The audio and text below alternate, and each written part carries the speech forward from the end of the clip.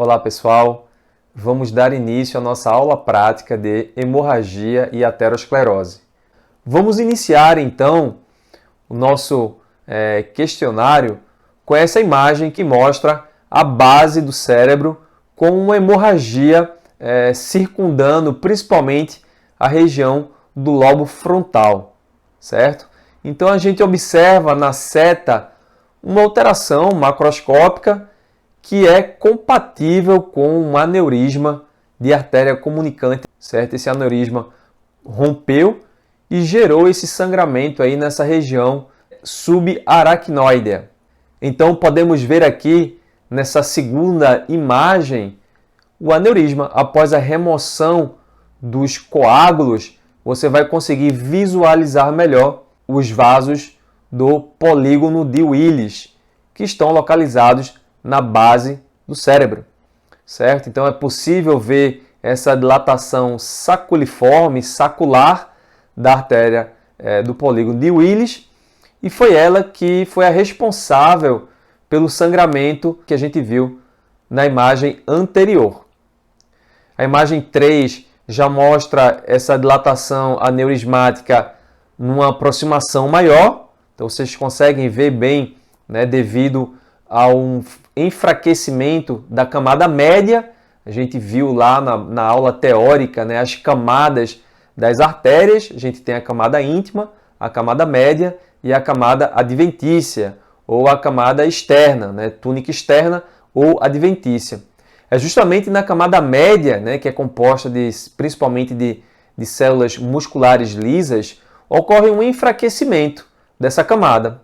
Pessoal, é muito importante lembrar que nesse tipo de evento, o acidente vascular cerebral hemorrágico por ruptura de aneurisma, o sangue vai ficar coletado no espaço subaracnoideo. Lembrando ainda que esse sangue pode ficar acumulado nos ventrículos cerebrais, ok? Então, como eu perguntei na questão, né, qual o tipo mais frequente de hemorragia relacionada a essa patologia? Então, a patologia que eu queria mostrar a vocês, né, como na imagem 2, vocês podem perceber, né, a dilatação aneurismática ali da artéria no polígono de Willis. Dessa forma, a túnica íntima vai evaginar através da túnica média, produzindo o aneurisma. Então, essa imagem 3 mostra bem essa dilatação saculiforme da artéria cerebral. Na imagem 4, a gente consegue ver outro caso que também cursou com uma hemorragia no espaço subaracnoideo, tá? Também um aneurisma cerebral. A próxima imagem, eu perguntei a vocês qual o nome técnico para este tipo de lesão, apontada ali pela seta amarela. Então, pessoal, a gente viu na aula teórica que a gente pode ter hemorragia ao nível da pele, tá? Essas hemorragias podem ser hemorragias do tipo hematomas, onde ocorre um acúmulo de sangue, né? Se forma uma neocavidade devido a um rompimento de um vaso um pouquinho mais calibroso. Esse sangue vai se acumular e vai formar o hematoma. A equimose também ocorre por ruptura vascular, porém esse vaso ele é um pouco menor, tá? Um vaso de calibre menor. Na equimose, o sangue ele não vai formar uma neocavidade. Ele vai ficar extravasado, vai ficar entremeado nas malhas do tecido. Falamos também das equimoses com assinatura. Então, a depender do tipo de objeto que produziu aquela equimose, a gente pode deduzir, através do formato da equimose, qual foi o objeto que produziu aquela lesão. No caso da víbice, ela é produzida por objeto cilíndrico. É verdade, de fato, um instrumento contundente, porém com um formato cilíndrico. Exemplos: a tonfa, o cacetete da polícia militar, um cabo de vassoura. Se você bater com o cabo de vassoura nesse sentido na pele de uma pessoa, vai haver compressão naquela região da pele. Esses vasos vão ficar sem sangue, porém a energia dissipada na periferia dessa compressão vai ser suficiente para romper esses pequenos vasinhos, dessa forma ocorrendo o extravasamento de sangue, fazendo com que esse sangue fique entremeado nas malhas do tecido, no caso, a pele. Tá? Então a víbse é uma equimose com assinatura produzida por objetos cilíndricos, tá? É o que eu queria que vocês respondessem aí nessa questão. Então essa senhora, ela foi agredida com um cabo de vassoura, bateram com o cabo de vassoura dessa forma na pele dela, né, na pele do queixo. Como é uma área de eminência óssea, né, a região do mento, não foi possível se formar aquela víbse bem alongada, bem característica, né, que são duas equimoses lineares com o intervalo de pele normal entre essas duas equimoses lineares. Tá? Se formou uma víbse de menor tamanho. Além disso, essa víbse possui uma escoriação central. Deveria ter alguma falha ali no cabo da vassoura, que terminou promovendo esse arrancamento superficial da epiderme. Tá? A gente sabe que a pele ela é composta de epiderme, derme e hipoderme. No caso da escoriação, ocorre um arrancamento da camada mais superficial da pele, que é a epiderme. A gente sabe também, de acordo com a histologia da pele, que a epiderme é composta de outras camadas. A epiderme vai se subdividir de baixo para cima, né? De baixo para o meio exterior, em camada basal ou germinativa, camada espinhosa, camada granulosa e, por fim, a camada córnea. Tá? Então, a célula, nesse processo de subida até a superfície, nesse processo de maturação, ela vai sofrer mudanças com relação ao seu aspecto, com relação ao seu conteúdo, com relação ao seu núcleo. Tá? Então, na camada basal germinativa, que é o primeiro estágio, onde ela vai germinar, onde ela vai se originar. A próxima camada é a camada espinhosa, ela tem esse nome porque antigamente os estudiosos, ao analisar essas células em microscópio, perceberam que elas tinham um formato estrelado, como se tivessem espinhos, por isso que tem esse nome, camada espinhosa. Ela já vai começar a sofrer mudanças. A próxima camada é a camada granulosa, então a célula já vai conter vários grânulos de citoqueratina dentro do seu citoplasma. Após isso, a célula vai subir até a camada córnea, que é a camada mais superficial da pele. É composta de células mortas sem núcleo, tá? Que é o que vai compor a queratina da nossa pele. Camada córnea, ela é rica em queratina. Tá? Então, quando ocorre a escoriação, ocorre uma retirada dessa camada mais superficial da pele, que seria a epiderme. Retirando a epiderme, qual a camada que tem logo abaixo? A derme. Então, a gente fala em medicina que a derme está desnuda. Pessoal, lembrando também que é na derme que começa a vascularização. Na epiderme a gente não tem vasos sanguíneos. Então, quando você recebe uma escoriação, a depender da profundidade, se ela realmente atingir a derme superficial, a derme papilar, a gente já vai começar a observar um sangramento, um pequeno sangramento do tipo orvalho sanguíneo. Né? São pequenos pontinhos ali sanguinolentos na pele. Quem já levou um arranhão sabe bem o que eu estou falando. Se é uma escoriação muito superficial, arrancamento da camada mais superficial, só a epiderme. Se essa escoriação atinge realmente a derme papilar, que é a derme superficial, a gente já vai ter o sangramento do tipo orvalho sanguíneo, pequenos pontinhos hemorrágicos. Se ela atinge uma camada um pouco mais profunda da derme, a gente já vai ter vasinhos um pouco mais calibrosos, o sangramento pode ser maior.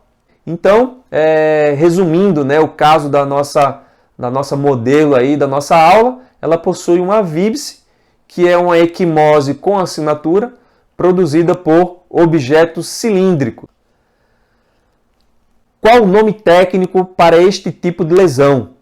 Então, mais uma vez, estamos abordando o tema das hemorragias em pele.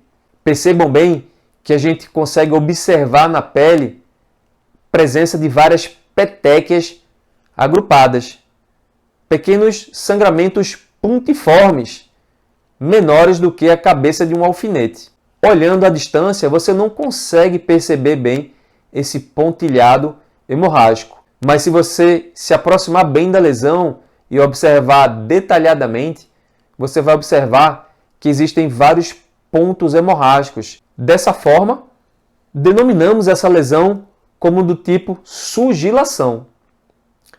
Vocês devem estar imaginando como é que essa sugilação foi produzida aí na região cervical lateral dessa garota, dessa menina, tá?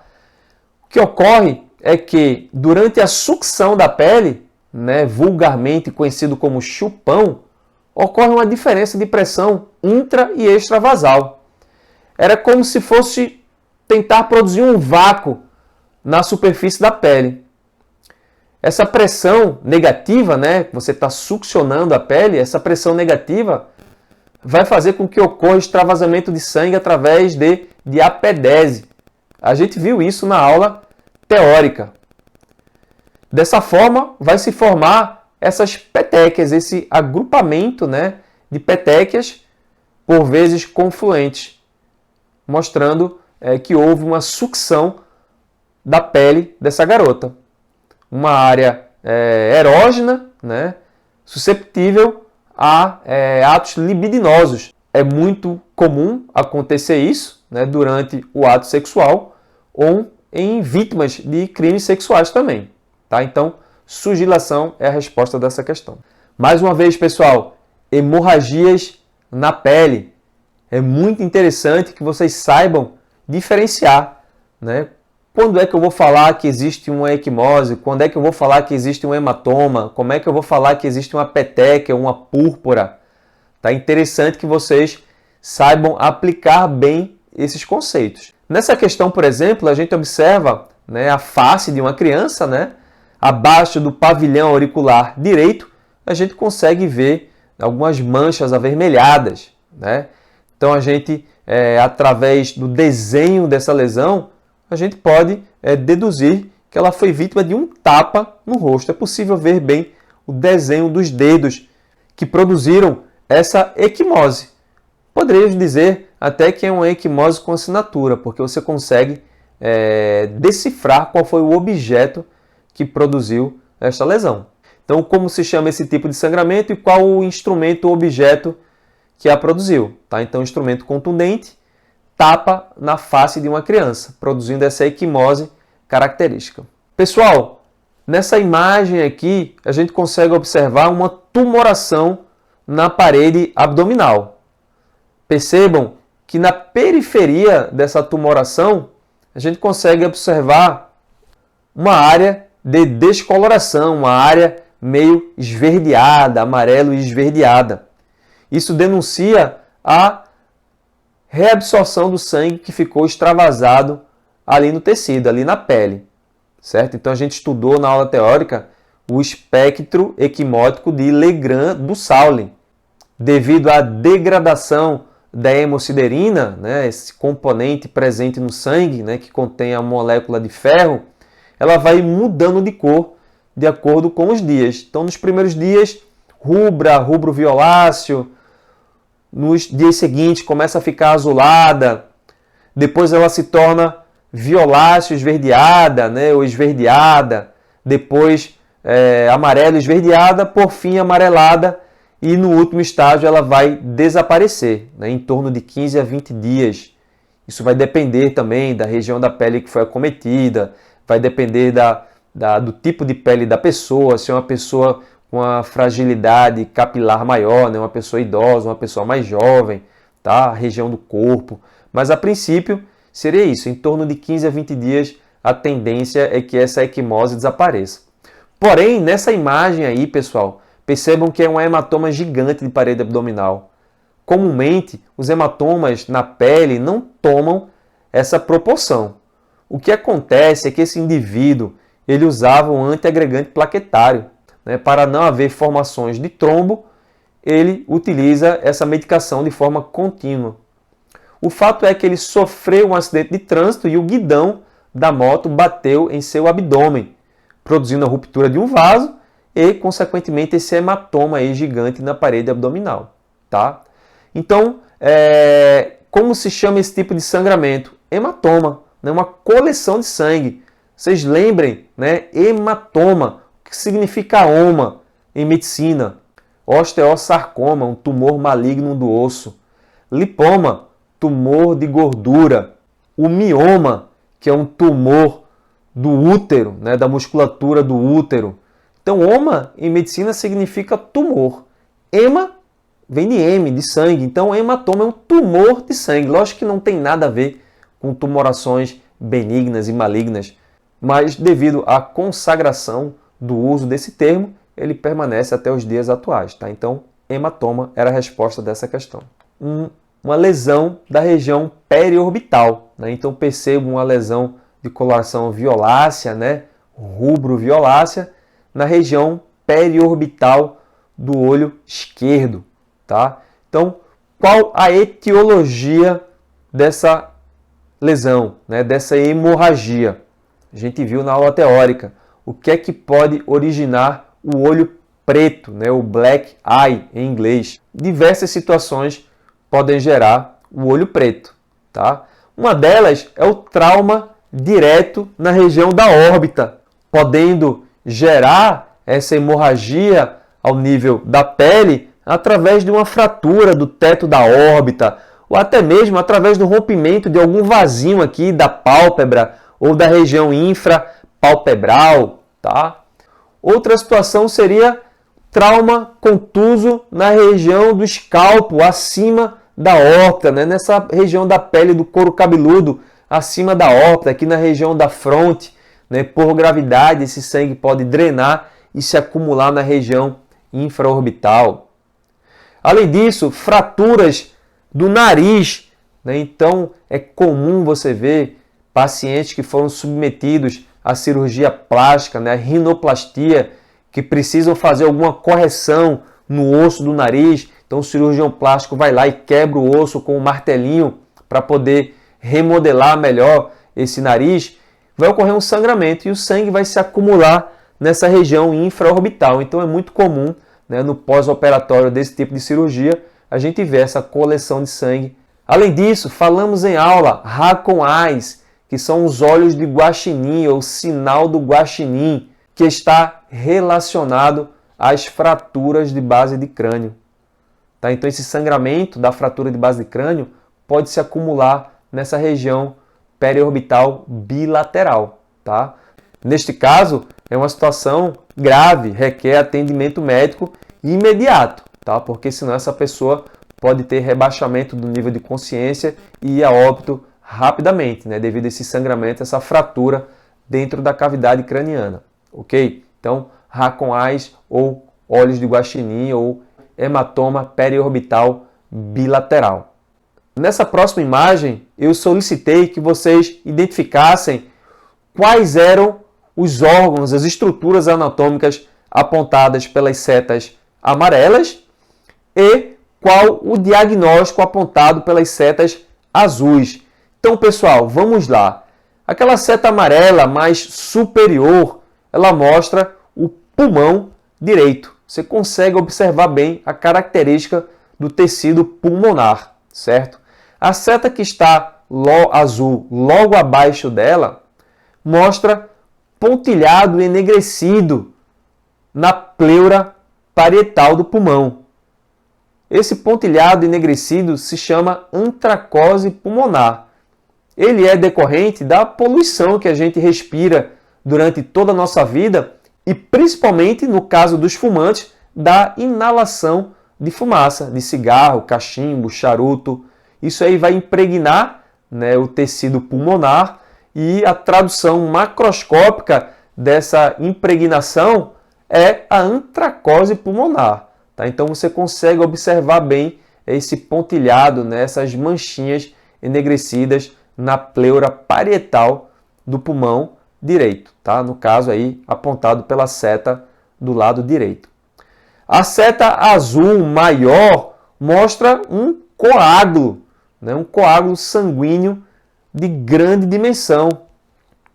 E a seta amarela à direita da sua tela, ela mostra o saco pericárdico, que no caso aí ele foi cortado e rebatido.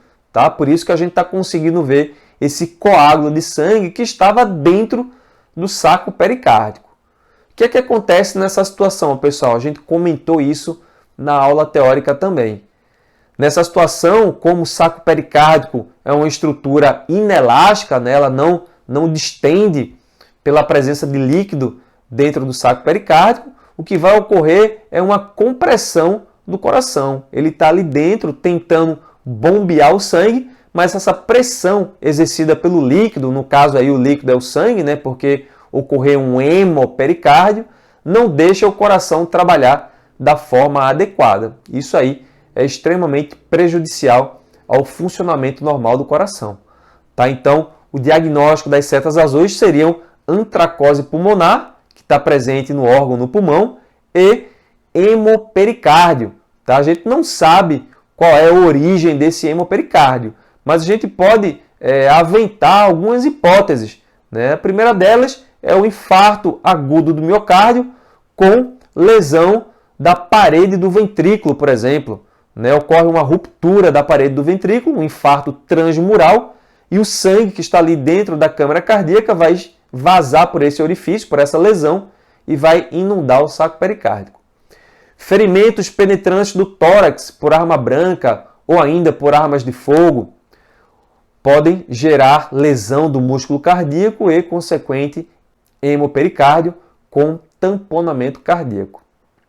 Outra situação é o trauma contuso da parede torácica. Né? Não precisa haver ferida penetrante, apenas um trauma torácico, né, por um instrumento contundente, né, de grande energia, pode romper, né, lacerar a musculatura cardíaca, ocorrendo também o hemopericárdio. Tá? Então, algumas etiologias aí para o hemopericárdio. E lembrar também dos aneurismas, né, da aorta, que podem comprometer, pode ocorrer o sangramento, extravasamento de sangue para dentro do saco pericárdico também. No caso dessa imagem que eu perguntei a vocês, né, qual o diagnóstico dessa imagem, vamos primeiramente identificar as estruturas presentes nessa imagem. Né? Então a gente consegue ver a ruptura da aorta torácica, produzindo um sangramento, um hemotórax. Percebam, né, na margem inferior da imagem, o acúmulo de sangue dentro da cavidade torácica esquerda. Tá? Logo abaixo, a gente tem um pouco de gordura visceral e o diafragma, né, a cúpula diafragmática esquerda. Tá? Além disso, na margem extrema, né, inferior, a gente consegue ver as costelas que foram cortadas com um costótomo, né, e foi retirado o plastrão condroesternal para que a gente possa ter essa visão superior, né, da cavidade torácica. Então vejam que é sangramento intenso que levou o indivíduo ao óbito, né? É uma imagem de necrópsia. Então, mais uma vez, tá? Esse coração ele é semelhante à peça anterior, tá? Então, as setas em amarelo, a gente tem a menor inferior, seria o coração, né? O músculo cardíaco, e a seta superior amarela trata-se da aorta, tá? A aorta ascendente. E a seta azul também, uma dissecção de aorta, né, com a presença de coágulos hemorrágicos ali próximos à emergência da aorta saindo do coração. Nessa imagem, pessoal, a gente tem várias estruturas anatômicas, tá, da região do tórax. Então, mais uma vez, né, no exame necroscópico é feita a incisão biacrômio externo pubiana, né, a pele vai ser rebatida. O auxiliar de necrópsia vai pegar um costótomo, esse costótomo ele vai cortar todas as costelas, né, do lado esquerdo e do lado direito, vai separar as cartilagens, aqui ao nível do externo também, vai ser tudo cortado e vai se retirar o plastrão condroesternal, tá? Essa região anterior do tórax. Você vai ter acesso direto a toda a cavidade torácica, direita e esquerda, certo? Então vocês observem, né, na cavidade torácica direita, né, as setas amarelas, a de cima mostra os lobos pulmonares do pulmão direito, né? Então o pulmão direito ele tem 3 lobos, né? O superior, o médio e o inferior. E abaixo do pulmão direito a gente tem o diafragma, que no caso ali está recobrindo o fígado. né? Então, na técnica de necrópsia, né, foi retirado um pedaço ali do diafragma e aquela seta amarela mais inferior, mais abaixo, ela mostra um pedacinho do fígado. Do lado esquerdo, né, na cavidade torácica esquerda, a gente vai ter ali logo acima, né, aquela seta amarela menor. A gente vai ter o pulmão esquerdo, né, um pedaço do pulmão esquerdo. E a seta azul, pessoal, a gente tem a blue bag, ou bolsa azul. Essa bolsa azul é nada mais, nada menos do que o saco pericárdico repleto de sangue, né? Então, mais uma vez, a presença de hemopericárdio produzindo um tamponamento cardíaco. Nessa próxima imagem, a gente vê que o saco pericárdico foi seccionado, né? Foi cortado e rebatido. E após o rebatimento desse saco pericárdico, a gente consegue ver esse grande coágulo de sangue em cima do coração. Na próxima imagem, esse coágulo de sangue ele foi removido, tá? Foi retirado todo esse coágulo sanguíneo, né? Foi lavado delicadamente e a gente consegue ver ali na seta amarela, a gente consegue ver uma dissecção de aorta ascendente também. Pessoal, mais uma vez, né, identifique as estruturas anatômicas, órgãos e dê o seu diagnóstico, né? Observar os slides 1, 2 e 3. Então, esse slide aí, primeiro, vamos observar. Então, mais uma vez, né, foi feita a abertura da caixa torácica, né, no hemitórax direito, que é aquela seta amarela mais superior, né, na sua tela, a gente consegue ver o pulmão direito, né, os lobos do pulmão direito. A seta amarela um pouco mais comprida, né, que está logo abaixo dessa primeira que a gente acabou de falar, ela identifica os lobos do pulmão esquerdo, que no caso só tem 2 lobos, né, porque ele tem que dar espaço ao coração dentro do hemitórax esquerdo. E mais uma vez, pessoal, a seta azul, percebam que existe um sangramento dentro do saco pericárdico. Mais uma vez, um hemopericárdio. Só que dessa vez, pessoal, não é proveniente de um aneurisma, não é proveniente de um infarto agudo do miocárdio, um infarto transmural, e sim de uma ferida penetrante do tórax, um instrumento pérfuro cortante. Então vocês conseguem observar bem um pequeno sangramento ali próximo àquela seta amarela do meio. Percebam que existe um sangramento ali, foi o local da perfuração dessa arma branca. Essa perfuração atingiu o músculo cardíaco, produzindo esse sangramento. Vocês conseguem ver bem o nível de sangue dentro do saco pericárdico. Esse indivíduo está deitado na mesa de necrópsia e vocês conseguem observar o nível de sangue ali sendo observado por transparência ali no saco pericárdico.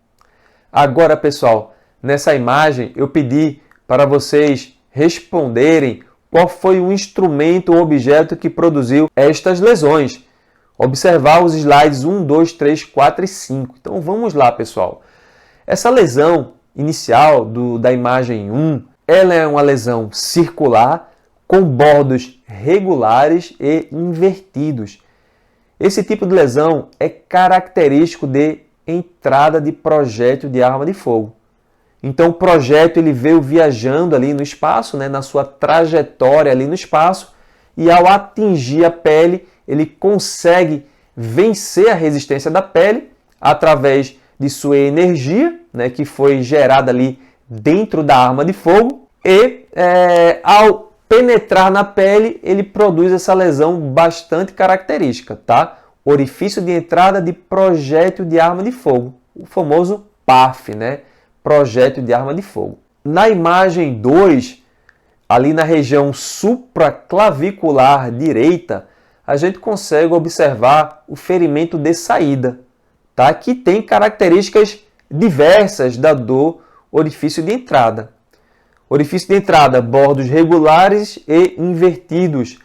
O orifício de saída já é o contrário, os bordos são irregulares, por vezes de aspecto estrelado, e com bordos evertidos para fora da lesão. O que acontece, pessoal, é que o projétil, ao transfixar o corpo, ele se deforma. Ele se deforma ao atingir a pele, ao atingir estruturas mais rígidas, como musculatura e ossos. Por isso que o orifício de saída tem essa característica. Então, no caso, pessoal, ele tem um orifício de entrada na região escapular esquerda e orifício de saída de projétil de arma de fogo na região supraclavicular direita. Entrou aqui na região escapular esquerda e saiu na região supraclavicular direita. Então a gente viu trajetória é o caminho percorrido pelo projétil fora do corpo da vítima. Dentro do corpo da vítima, a denominação já é outra. A gente fala em trajeto. Então o trajeto desse projétil dentro do corpo dessa vítima foi da esquerda para a direita, entrou na região escapular esquerda e saiu na região supraclavicular direita. Foi de baixo para cima, porque a região escapular está um pouco mais abaixo, um pouco mais caudal do que a região supraclavicular direita. E foi de posterior para anterior, de trás para frente. Ele foi atingido pelas costas, tá? Então, o instrumento que causou essa lesão foi um instrumento pérfuro contundente, projétil de arma de fogo. Existem também uns instrumentos pérfuro contundentes de haste, então um vergalhão de construção que cai em cima de uma pessoa, pode transfixar a pele. Então a lesão pérfuro contundente produzida por objeto com haste, tá? A ponta de um guarda-chuva também, se eu penetrar o tórax de alguém com a ponta do guarda-chuva, instrumento pérfuro contundente, certo? E o exemplo clássico de instrumento pérfuro contundente, o que mais ocorre no nosso cotidiano, é o projétil de arma de fogo. O projétil por si só, se eu pegar um projétil e arremessar ele com minha mão na pele de alguém, eu não vou conseguir perfurar a pele da pessoa. No máximo, vou produzir uma pequena escoriação, uma pequena equimose ali na pele. Porém, como ela vem com grande energia, energia que foi gerada ali pela combustão da pólvora dentro do cartucho, esse projétil ele vai sair com grande energia. Por isso que ele vai ter força de contusão suficiente para perfurar a pele. Por isso que tem essa denominação, instrumento pérfuro contundente. Ele contunde e perfura ao mesmo tempo. Então, uma aproximação, uma imagem aproximada desse ferimento de saída, com bordos irregulares e evertidos na região supraclavicular direita.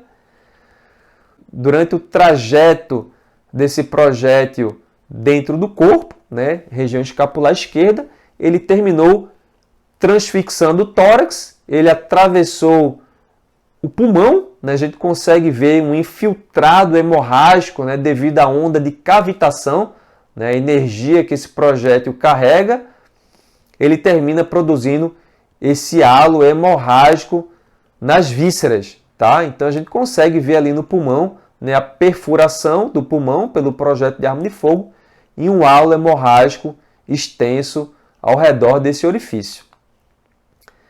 Após rebatimento do pulmão e do coração e após esvaziamento da cavidade torácica esquerda, então ocorreu um hemotórax devido a essa perfuração do pulmão, lesionou vários capilares, arteríolas e artérias mais calibrosas também do pulmão esquerdo, gerou um sangramento, o sangue ficou acumulado, então ele possuía um hemotórax volumoso. Então, a cavidade é enxugada com gases e aí a gente consegue observar melhor a perfuração que esse projétil fez ali na região mais superior da caixa torácica, do arcabouço torácico, tá? Então, está apontado ali com a seta amarela. Nessa imagem a gente consegue ver uma hemorragia, volumosa da cavidade torácica esquerda, um hemotórax maciço à esquerda. Nessa imagem eu perguntei a vocês como se denomina este tipo de fratura e qual sinal clínico é comumente encontrado no paciente neste tipo de situação. Pessoal, exame necroscópico da cavidade craniana. Então, primeiramente, se faz uma incisão bimastoide, de um processo mastoide ao outro. A pele do couro cabeludo é rebatida para frente e para trás. Se faz o cerramento da calota craniana e em especial, nesse caso, foi retirado todo o conteúdo encefálico, né? O cérebro, o tronco encefálico, todas as estruturas da cavidade craniana, da caixa craniana. E observamos ali na base do crânio uma fratura transversal da fossa média. Podemos observar uma fratura completa da base do crânio. Pessoal, a gente comentou na aula teórica, esse tipo de fratura pode gerar o sinal do Guaxinim, hematoma periorbital bilateral, que no caso, em tela, o paciente possuía esse sinal do Guaxinim. Então seria essa a resposta da questão. O sinal clínico seria o sinal do Guaxinim e a fratura é uma fratura transversal localizada na fossa média do crânio, da base do crânio. Nesta próxima imagem, nós temos uma alteração macroscópica da região da aorta, tá? A aorta ascendente. A gente consegue ver bem na margem inferior dessa imagem as estruturas anatômicas do coração e na área circundada em amarelo a gente consegue ver numerosas placas de ateroma e estrias gordurosas nessas elevações branco-amareladas na túnica íntima dos vasos, né? No caso aí a aorta, tá? Então descreva esse tipo de achado macroscópico, placas de ateroma, placas ateroscleróticas ou estrias gordurosas também, né? Então a gente tem essas duas alterações macroscópicas nessa imagem. Pessoal, agora a gente vai tratar de um caso clínico, tá? Para exercitar um pouco mais o que a gente viu na aula teórica. Eu vou ler para vocês o histórico e o exame físico, a anamnese e exame físico deste paciente. Joe Doe, 52 anos, masculino, pardo, viúvo, ajudante de pedreiro como profissão, natural e procedente de Recife, Pernambuco. É levado para a emergência do Hospital Universitário da UFSC com histórico de melena. Pessoal, melena a gente viu na aula teórica. Presença de sangue nas fezes, sangue digerido nas fezes. Isso aí vai gerar um odor muito fétido, né? Um odor pútrido nas fezes. A consistência das fezes vai mudar, vai ficar algo com aspecto de graxa, tipo uma cola, seguido de hematêmese volumosa a cerca de 18 horas. Pessoal, então se ele teve hematêmese, ocorreu uma hemorragia digestiva alta, tá? O sangue se acumulou ali na parte mais alta do tubo digestivo e foi exteriorizado através de vômito, tá? Além disso, né, esse sangue em grande volume, ele pode ser digerido, ele pode passar ali para o estômago, intestino delgado, ocorrer a digestão desse sangue e aí ele ser eliminado através de melena. Além disso, refere vômito com aspecto de borra de café sem presença de restos alimentares ou outros elementos. Então, vejam que no próprio vômito ele tinha um pouco de aspecto de borra de café também, sangue parcialmente digerido. A melena foi caracterizada pelo paciente como pastosa, escura, com textura de cola e odor fétido. Perfeito, são as características da melena. O odor é muito desagradável, ele impregna todo o ambiente. Além disso, esse paciente ele negava febre, negava dispneia, tonturas, desmaios, cefaleias ou outras queixas álgicas no momento. Tá? Então ele não tinha nenhuma queixa álgica, não tinha dor abdominal. Isso aí por si só já abre um leque de opções para serem descartadas, tá? Ele tem um sangramento, a gente sabe que ele tem uma hemorragia digestiva, porém ele não tem dor abdominal. Então isso aí é uma dica importante aí para esse caso clínico. Ainda, diz ter diagnóstico há 2 anos de doença parenquimatosa crônica do fígado e hipertensão portal, sendo atualmente acompanhado no ambulatório de gastroenterologia deste nosocômio. Então ele tinha já um diagnóstico, né, de alterações hepáticas com hipertensão portal, já vinha recebendo acompanhamento médico. Ainda a respeito dos seus antecedentes pessoais e familiares, ele nega transfusões ou traumas, Tá? Então isso aí é um aspecto importante também. A gente já sabe que ele tem histórico de hemorragia digestiva alta, né, pela presença de hematêmese e melena também. Sabemos que ele não tem dor abdominal. E agora mais uma informação importante é que ele não teve nenhuma transfusão sanguínea e nenhum trauma de antecedente pessoal no passado. Além disso, ele nega o uso de antiplaquetários, anti-inflamatórios ou anticoagulantes. Então isso aí também, pessoal, pessoas que utilizam antiagregantes, plaquetários e anticoagulantes, eles têm uma chance maior de sangramento, né? Então poderia estar relacionado, esse sangramento relacionado ao uso dessas medicações. No caso aqui ele não usa, então já descartamos. Além disso, ele nega transfusões, então a gente viu que ele tem alteração hepática.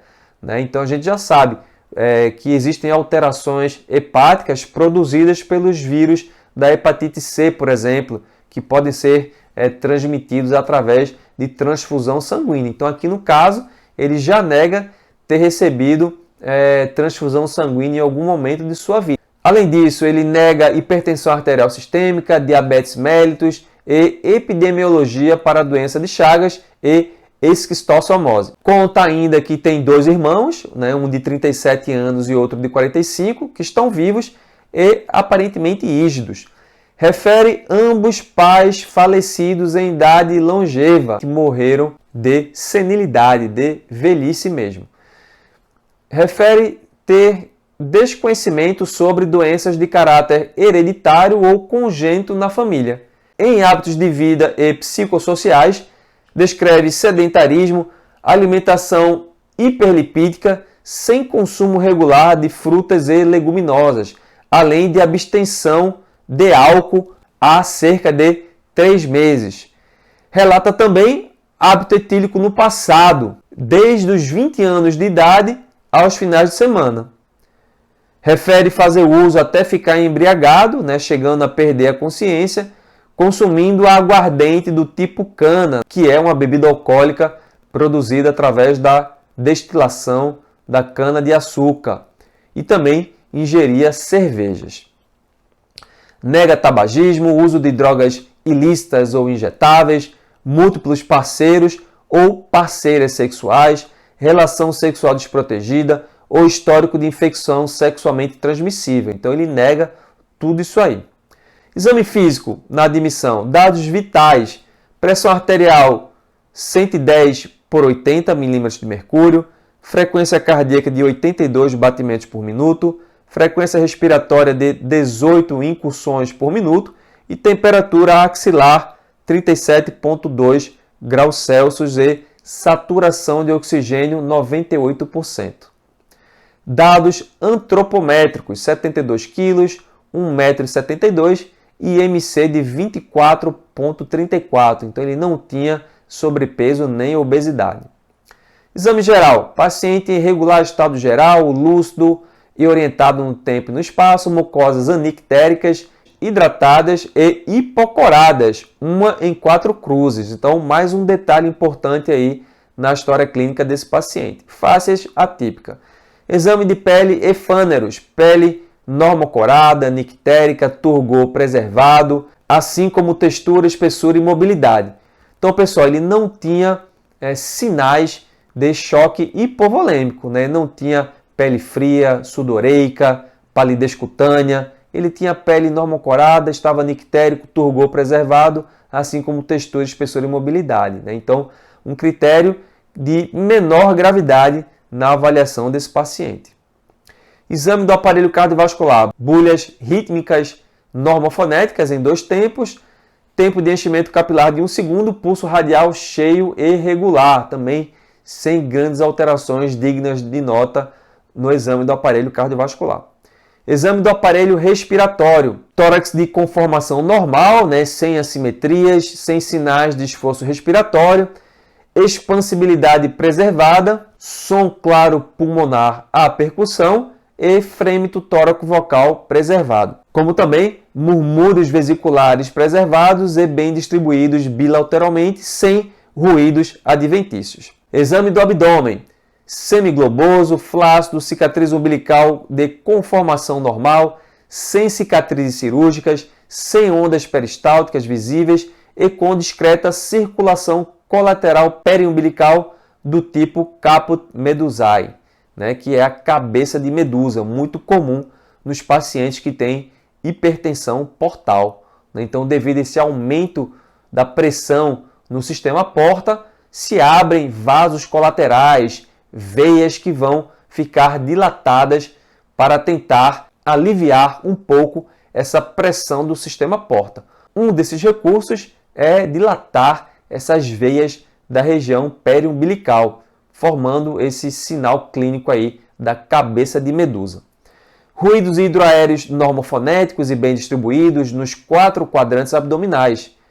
A hepatimetria notou-se fígado diminuto, fígado diminuído de tamanho. A palpação, borda normal e textura rígida. Então ele percebeu que o fígado estava diminuído de tamanho e com a textura endurecida. Traube livre, baço não palpável, a manobra de Schuster e ausência de dor na compressão do ponto cístico à inspiração. Vamos ao laboratório desse paciente. Hemácias normais, né? 4,9, sendo normal de 4,5 a 6,1. Hemoglobina de 13, normal de 12 a 15,5. Hematócrito de 39, normal de 36 a 50. VCM 90, normal de 80 a 100. HCM 30, normal de 27 a 33. CHCM 33, normal de 30 a 36. E ainda leucócitos, basófilos, eosinófilos, neutrófilos, linfócitos e monócitos, sem grandes alterações. Como também é possível observar a ausência de plaquetopenia. Então as plaquetas estão normais também. Foi solicitado o exame de endoscopia digestiva, que mostrou presença de varizes esofágicas de fino e médio calibre. Pessoal, então provavelmente essa hematêmese que ele teve foi decorrente do sangramento de alguma dessas varizes esofágicas. Então a gente já sabe que ele tem hipertensão portal, né, que gera essa congestão desses vasos aí do estômago e do esôfago, tá? Essas varizes, elas podem romper e esse sangramento foi exteriorizado através da hematêmese, tá? Então, hemorragia digestiva alta de provável etiologia esofagiana. E agora vamos analisar as perguntas que foram feitas no questionário. Primeira delas, qual a sua principal hipótese diagnóstica? Hematêmese, né, decorrente de hemorragia digestiva alta. A gente sabe que a sede do sangramento, né, pela característica da hematêmese, juntamente com a melena, né, uma porção do sangue conseguiu descer ali através do tubo digestivo, foi digerido e originou a melena. Tá? Então, hemorragia digestiva alta decorrente de ruptura de varizes esofagianas. Segundo quesito, quais outros exames complementares você solicitaria para melhor avaliar este paciente? Então, pessoal, a gente já sabe que ele é acompanhado na gastroenterologia por possuir patologia hepática, juntamente com hipertensão portal.